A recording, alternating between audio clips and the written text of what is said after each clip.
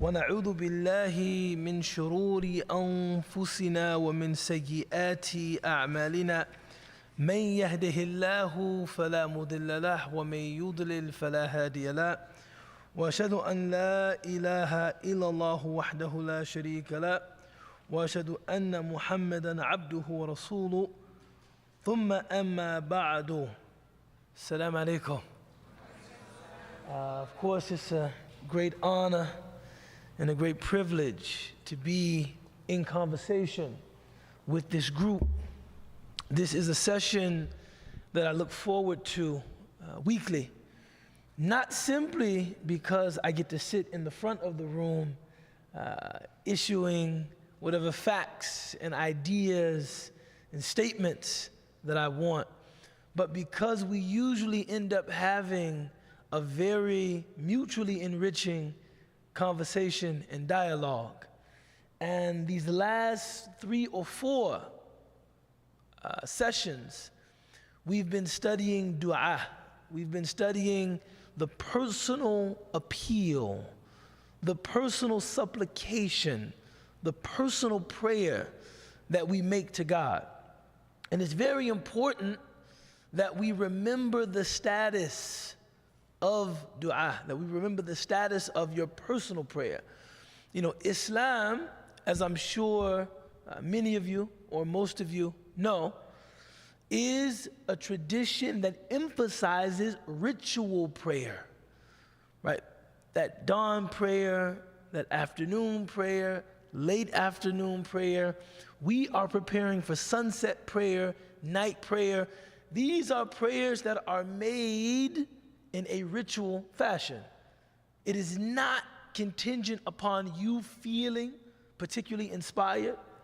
It is not something that relies on your individual motivation or inclination. These prayers are something that we accept as a duty, and they are performed in a ritual way, right? We orient ourselves to Mecca. We make certain, statements all the time. Allahu Akbar, God is the greatest. We recite Surah Al-Fatiha, the opening chapter, and an additional portion. And you guys understand the prayer that I'm talking about. But that is in no way, that is in no contestation or competition with you calling upon God in your own language, from your own heart, and appealing to God in any way that you want to. I find that many of us, particularly those of us that converted to Islam, the only prayer we knew was personal prayer. Before I embraced Islam, I was not Catholic, I was Protestant, I was Baptist. So I did not attend like Mass. I had no concept of like a ritual prayer. The only prayer I knew was a spontaneous personal prayer. And one of the really unfortunate aspects of converting to Islam, I guess in this space I'm not supposed to talk about unfortunate aspects of converting to Islam, was that when I started learning about ritual prayer, I stopped making personal prayers. It's like, okay, I stopped really just talking to God, lying on my bed and speaking to the divine, seeking that relationship, that communion, that connection. I just made my afternoon prayer. I just made my late afternoon prayer. I just made my sunset prayer. You even had, and perhaps you still do, a certain exponent of Islam where they would say, it's an unsanctioned religious innovation to make dua after your prayer. That's cold-blooded. You can't even just raise your hands and appeal to the divine after you finish your sunset prayer. So after a while, we kind of stopped. And it wasn't until I learned the prophetic statement from my teacher, ad-du'a'u mukhul ibadah, that your personal prayer is the mukh, it's the essence. Mukh also means brain in Arabic. That your personal prayer, this is the essence of worship. So that if all you have is ritual prayer, but you are not in conversation with God, your worship is without its essence. It's without its quintessence. So we want to strive to have both. Our ritual prayer that we make in that fashion that we were taught, and our personal prayer. This is the personal prayer of a great knower of God. So we are being given an inside look at how somebody who was close to God, someone that had a deeply personal and intimate relationship with God, how he spoke to God, how he addressed God. And this is something we should regard as a treat. How many times have you seen like that auntie at the mosque that's not like a public speaker or someone that gives sermons, or you've seen that uncle and they just have their hands up and tears are streaming down their face, and you're thinking, I wonder what he says. I wonder what she says. Whatever she's saying, it's clearly very moving, but I wonder what she says to God when she speaks to God. I wonder what he says to God when he speaks to God. You are being given a glimpse at how the arifin, the knowers of God, speak to God. He says, O God, in you I seek aid to victory, so aid me. Upon you I rely, so do not consign me to any other. In other words, anything you seek, seek it through God. You know, Imam Zaid Shakir, he said to us in a class maybe 20 years ago, anything you seek relying on God will be easy. And anything you seek relying on yourself will be difficult. Now, I have to contextualize. That something being easy does not mean that you won't have to work hard. If you want to become a doctor, you have to work hard. If you want to become an engineer, you have to work hard. If you want to become a PhD, you have to work hard. If you want to learn the Arabic language, you'll have to work hard. If you want to have a successful marriage, you'll have to work hard. If you want to be a good neighbor, a good friend, a good son, a good daughter, you'll have to work hard. Those things being easy means that God will enable you to absorb that hard work, and you won't be exhausted by it. That's the difference. You want to establish a profitable, solvent company, you'll have to work hard. But God making it easy for you is like, this is hard work, but somehow I find myself equipped to do it. I find myself suited to do it. Being a good husband, being a good wife, it can be challenging, but somehow I find myself willing to do it. Somebody asks you, man, how's married life? The juice is worth the squeeze. The juice is worth the squeeze. Doesn't mean that it's easy, but I see value in doing it. Anything you seek relying on Allah, you will find it that way. So he says, in you I seek aid to victory, and upon you I rely, so do not consign me to any other. You know, one of the companions of the Prophet Muhammad, peace be upon him, and this is always very moving to me because I know that my mother loves me perhaps more than she should, right? You know, my mother is old school. Baby, I love you unconditionally, forever and always. I say, Mom, you know, we're Muslims. There might be something I might do that you might have to say, hey, you're wrong about that. I can't imagine anything like that, son. My mother's like that.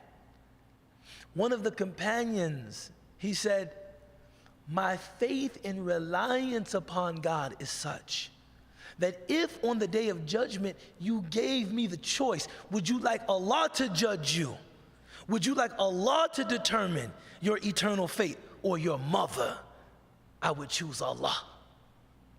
I said, ooh, that's cold. So I would choose Allah. Now, how many of us can say that our reliance in God is like that? If somebody said, who do you want to choose if you go to paradise, Allah or your mom? How many of us can say, we would say, Allah? I want Allah to choose. That's tawakkul. Man, my reliance is on Allah. So do not consign me to any other. I know people that if they find themselves relying on anybody else's support other than God, they see this as a flaw that needs to be addressed. That if I'm ultimately thinking, oh my God, the decision that Trump makes about the big beautiful bill, this is going to determine my next 3 years. Astaghfirullah. I'm not saying to be politically unaware or not to be politically astute, but you think this is what ultimately determines your safety, your security, your provision, what happens with the big beautiful bill? Astaghfirullah. No, what ultimately determines my safety, my security, my ease, my wellness, my success is Allah. Whatever God has written for you, none can deny that to you. And whatever God has not written for you, there are none, even if they work in collaboration, even if they work in concert, that can grant that to you. So here he says, my Lord, I rely on you, so do not consign me to any other. I want you to be my guarantor. I want you to be my protector. You are my trustee. I don't rely on anybody else. Subhanallah. You know, think about وَلِلَّهِ مَثَلِ الْأَعْلَى. Think about, I want you to imagine yourself as a person of great influence, a person of great wealth, a person of great power. Some of us really have to imagine hard. I'm imagining hard. Some of us are thinking, obey, that's not something I have to imagine. I really am that. So if you're really that, this analogy should hit different. Now imagine someone that you've opened your arms to, someone that you've extended yourself to. I can help you in your career. I can help you in your pursuits, whatever they are. And you're reaching out to them. Hey man, let me help you with this. I've built many successful businesses. Let me help you. I've counseled many successful couples. Let me help you. I've helped many people get in shape. Let me help you. And they never return your call, but you see them reaching out to everybody else. People who would not do as effective a job helping them as you would. But you see them, hey, can you help me? Hey, can you help me? Hey, can you help me? What would you, at some point, what would you begin to think about that person? Man, they really don't know who I am. They're asking everybody else for help, and I'm here saying, I can help. You need seed capital for your startup? I can invest. I'm willing to be an angel investor. Hell, I'm willing to give you a grant. You got so-and-so's number? Are you listening to me? I said that I can help you. Do you have so-and-so's contact? Are you hearing me? I can help you. Yeah, put me in touch with the brother Will Caldwell. Okay. Here's his number. At some point you might say, all right. So here, he's saying, Allah, do not consign me to anybody else. Do not make me ultimately reliant upon anything else. Keep me, cause me to remain reliant upon you. He continues, to you I direct my request, so do not deny me. MashaAllah. You know, I want you to remember this. Anything that you've asked Allah for, if you have not received it, know that you were not denied that out of stinginess, because your Lord is not stingy.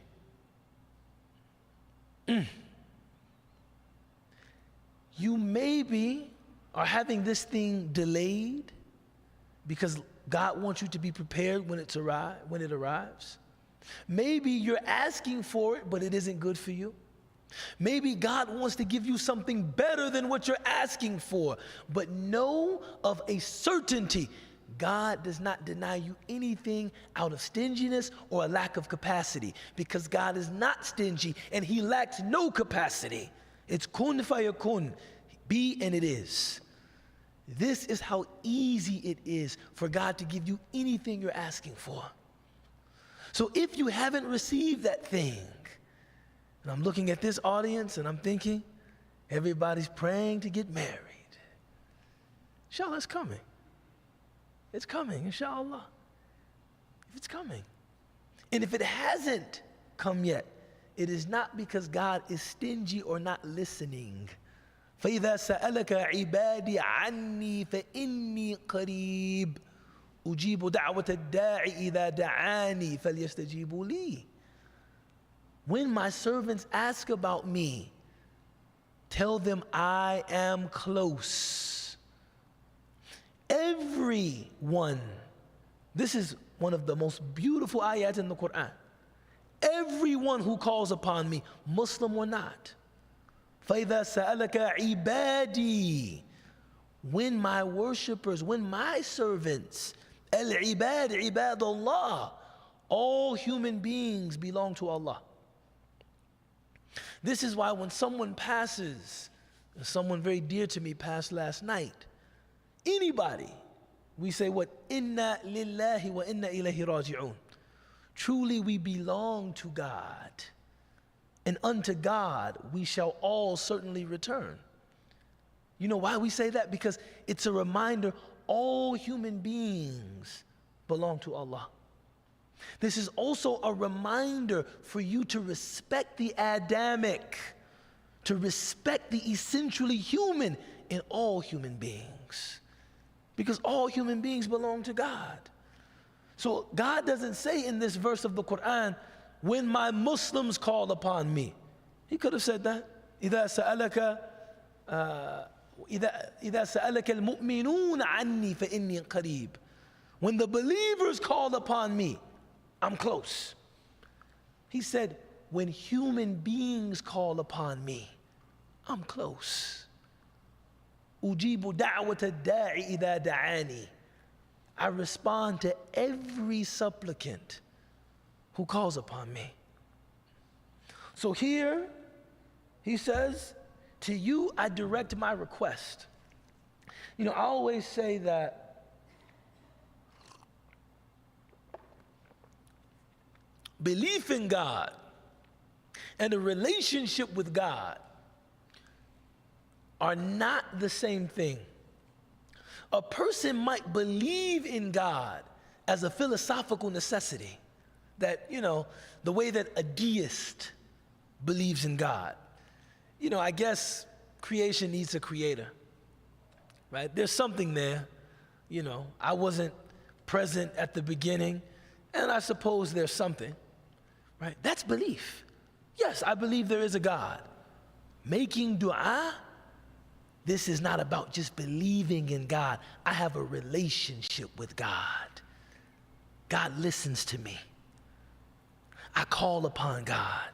I am in intimate dialogue with God.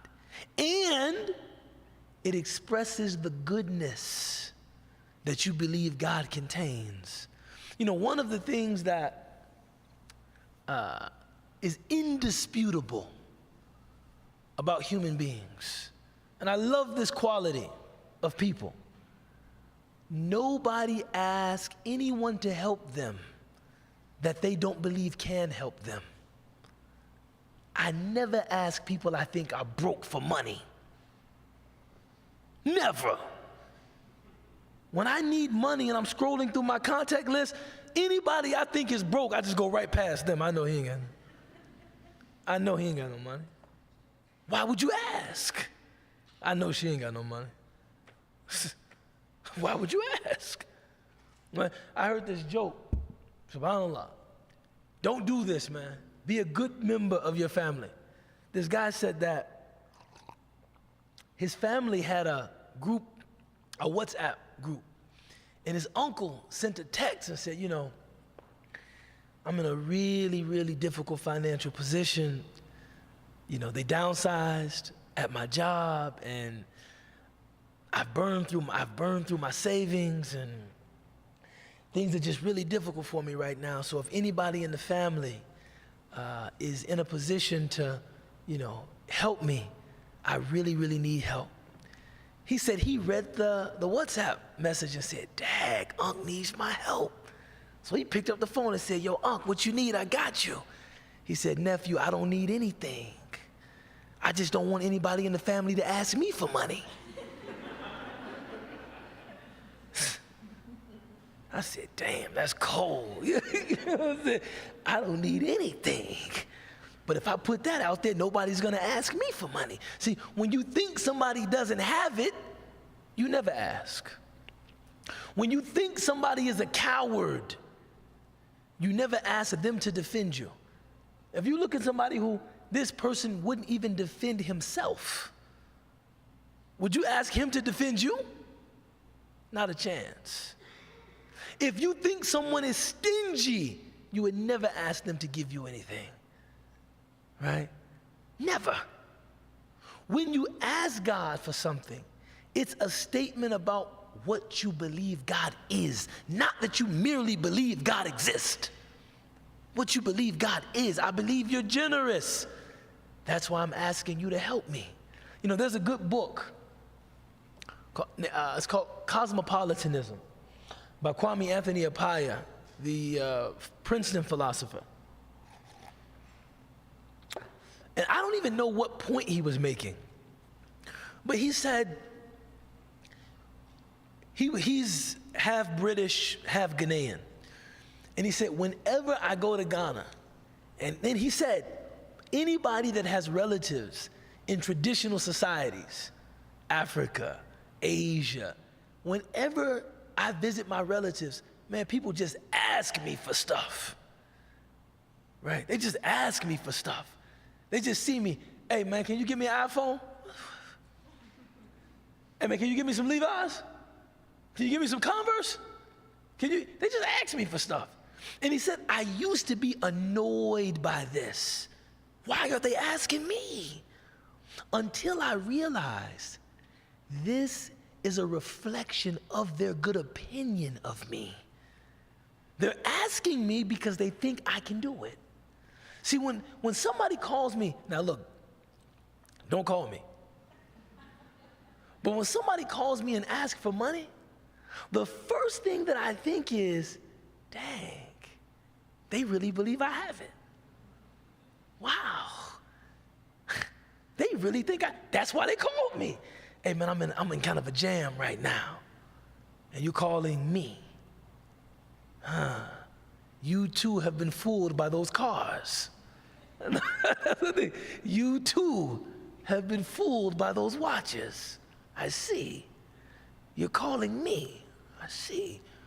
But then a part of me thinks, because they have a good opinion of me, I don't want to disappoint them.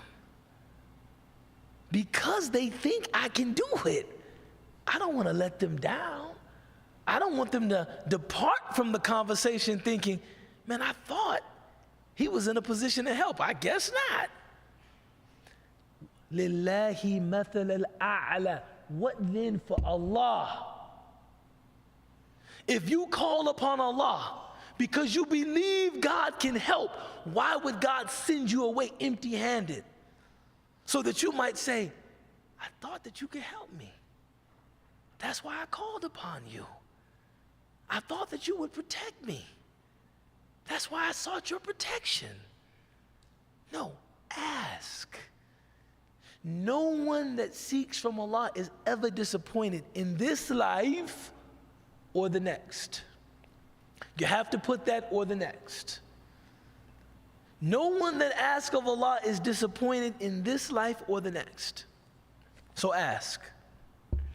You know, one of the biggest differences between God and human beings is that human beings don't like to hear other people complain. Even if someone tolerates your complaining, trust me, they don't like it. They may tolerate it because they love you, right? You might not realize that their phone is on mute and they're going, here he goes again. Here he goes with this. Then they unmute the phone. Man, I'm sorry about that, bro. That's rough, man.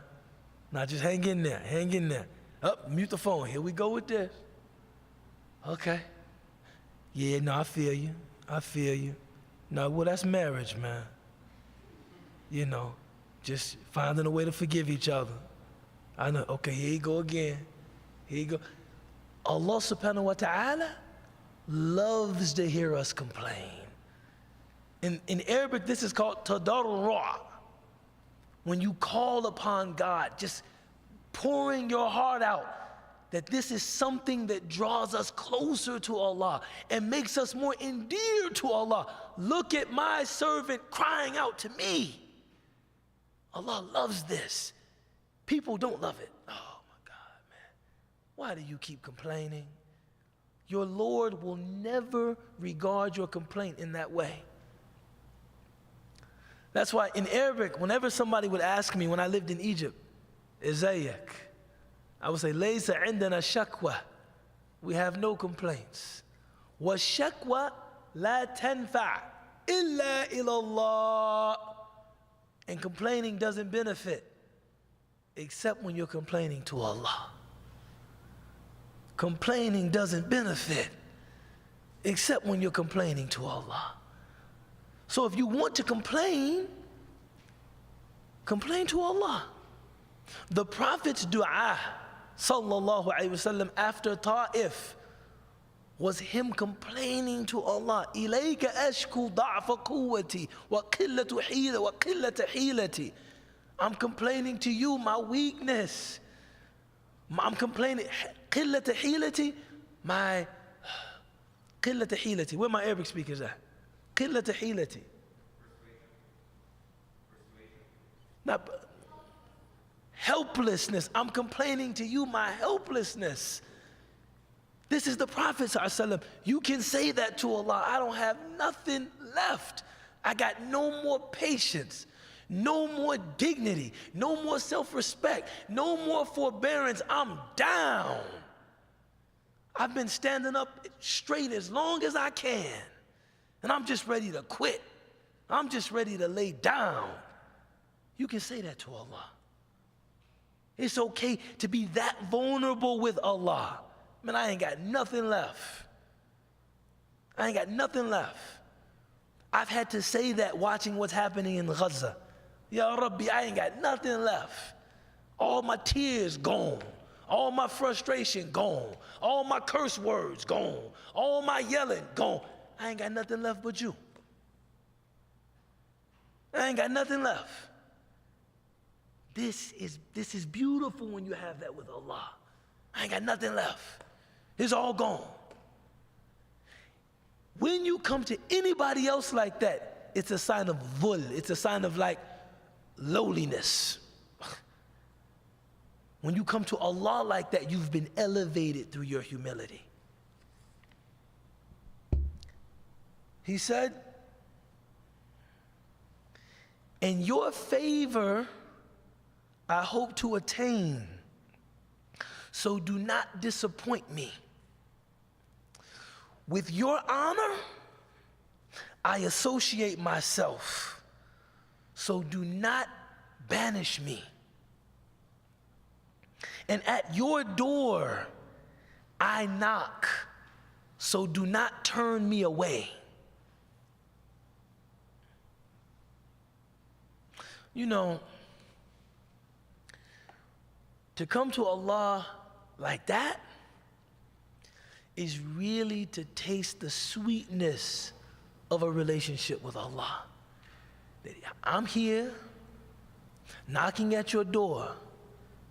Don't deny me. You know, some of the arifin, some of the knowers of Allah, they would say, when was Allah's door ever closed that you needed to knock on it? It's wide open.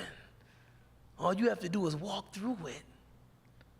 But out of manners with God, we say, I'm here knocking at the door. Right? SubhanAllah. My God, your planning and execution have overcome me. Oof. Allahu Akbar. You know, what I'm supposed to do is I'm supposed to read these prayers and then come to class and read them calmly and coolly. But I read them, and I still come to class and I get emotional while reading them, because that line right there, your planning and execution have overcome me. That the way that you dispose of the affairs of this creation has overcome me. I can't do nothing with it. I can't do nothing with it. You know, how many of us have thought of fitna, have thought of struggle in that way, that Allah, what you have decreed to take place in Gaza, in Sudan, in Pakistan, in Yemen, in Iran, what you have decreed, it has overcome me. It has shown me that this is not going the way I want it to go. It's going the way you want it to go. That's what he's saying. I'm overcome. You've shown me you are in control. Because if I was in control, there's no way that I would decree this. There's no way I would allow any oppression. I would allow any war. I would allow any tumult. I would allow any hunger. I wouldn't do that if it were up to me. Clearly, you're showing me your will overcomes my will. You know, the Prophet ﷺ, of everything he wanted in the world, you know what he wanted more than anything else in the world? For his uncle Abu Talib to become Muslim. Some of you have never had a relationship with a relative that you just, we're Muslims, so we don't say like worship the ground anybody walks on, but like, man, I really mess with my uncle, man. Like, I have teachers that I feel like, man, if somebody said something about this person, it would be hard for me to jump up and not hit you in the mouth. Because I fool with him on that level. That's my man for real. For real. Like, that's my girl for real. That's my aunt for real. That's my grandfather for real. Like, I mess with them heavy. The Prophet ﷺ, he messed with Abu Talib like that. Man, that's my uncle. I'm jammed with him. Heavy. I'm talking about when people were accosting the Prophet ﷺ, Abu Talib would defend him. They did not start making attempts on the life of the Prophet until he died. Because Abu Talib never wavered in his support of the Prophet ﷺ. Never. That's my nephew. I don't have his religious beliefs, but I know he's an honest person. I know he's a virtuous person. And as long as I'm living, nobody's going to touch a single hair on his head.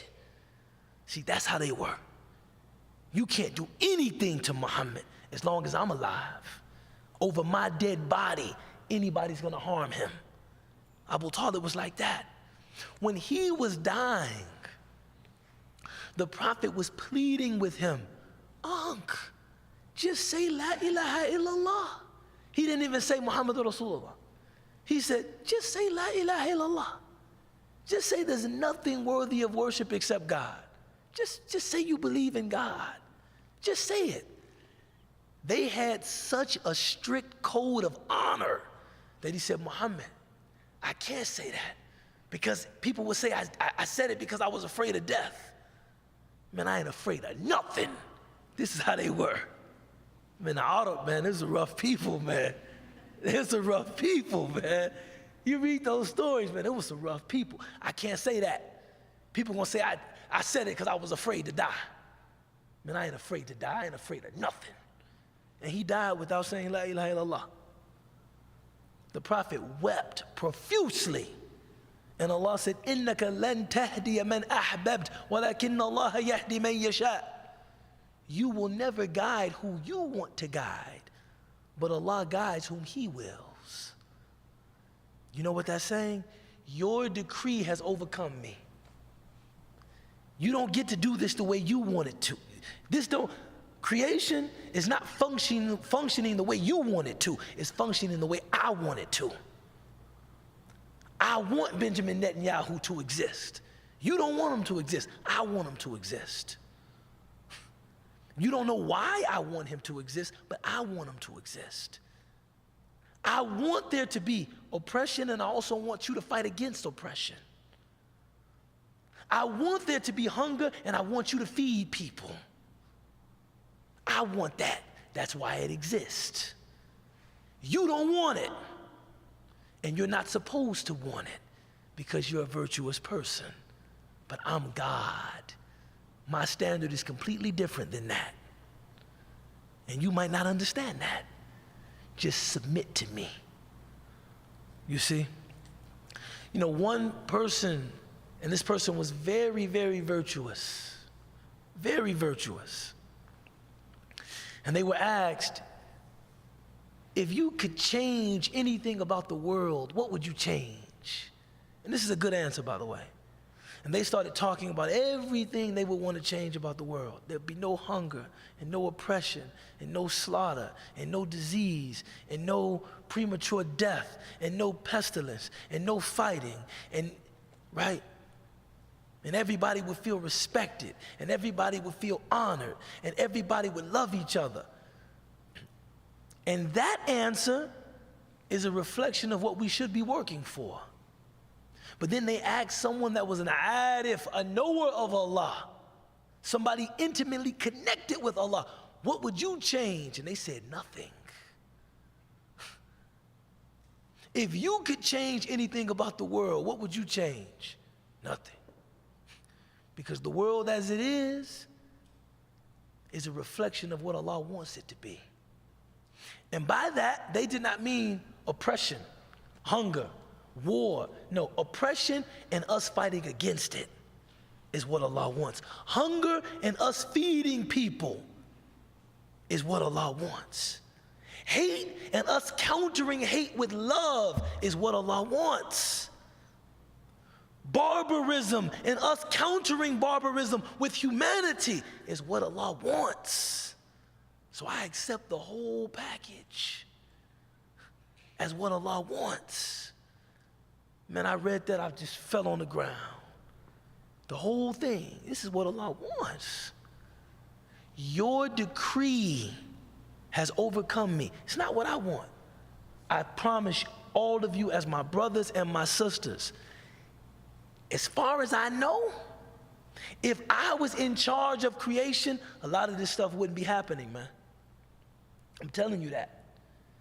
If I had the decree, if the qudra, the taqdeer, and the qadr were mine, there would be no transatlantic slave trade. There would be no Holocaust. There would be no genocide in Gaza if I had to call. So Allah is showing you, you don't have the call. You don't have it. I have it. And sometimes that's difficult to carry. I have it. And if you believe in me, know that وَالْعَاقِبَةُ لِلْمُتَّقِينَ, the end will be for those that have God consciousness. The end will be for them. Believe that. You know, most movies in Hollywood have happy endings. Even though that is totally boring. Like when you're watching a movie, some of you, I know me, I'm cynical. So as I'm watching the movie, I'm thinking, okay, it's 20 minutes left. How are they gonna wrap this up and make it end happily? Because it's got to end happily. Tom Cruise is not gonna die in the Mission Impossible.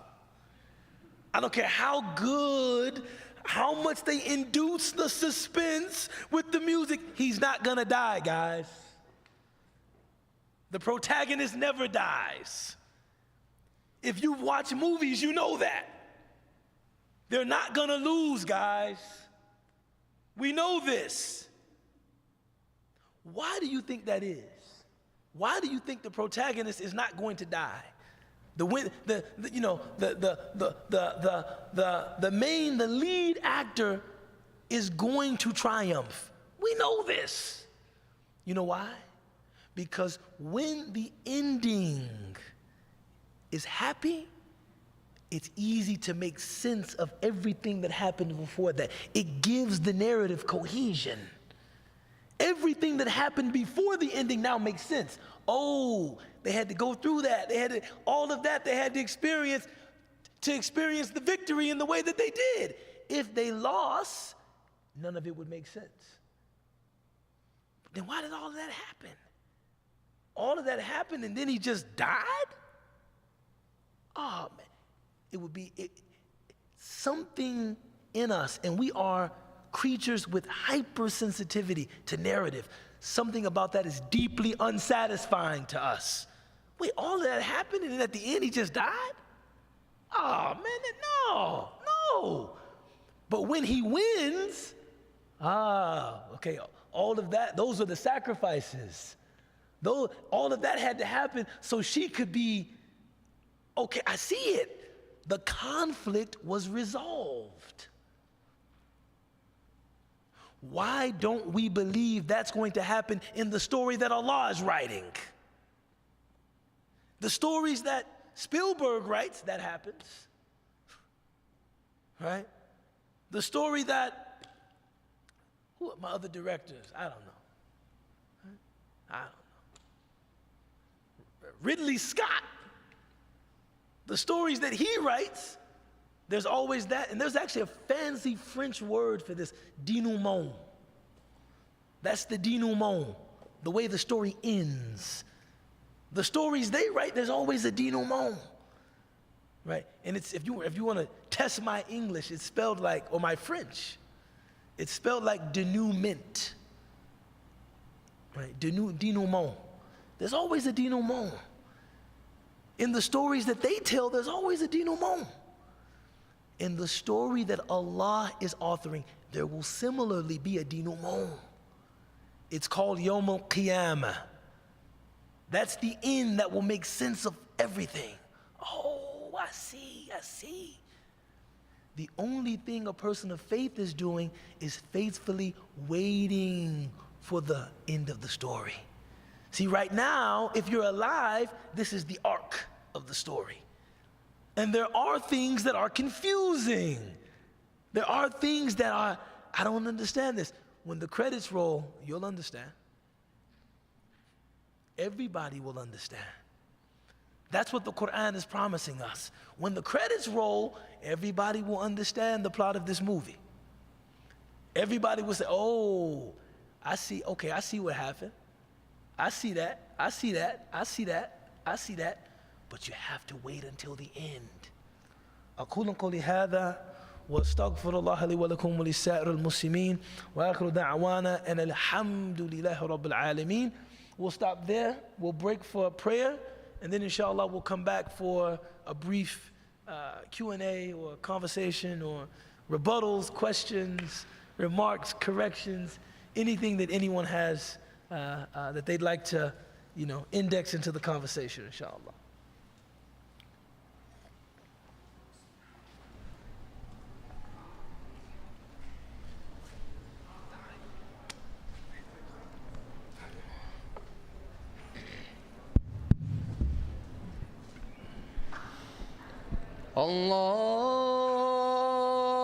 الله أكبر الله أكبر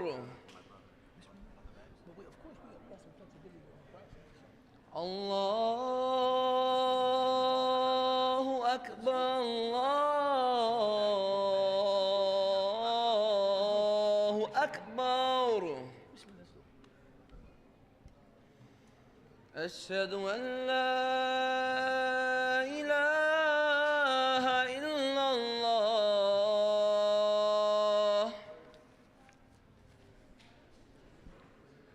أشهد أن لا إله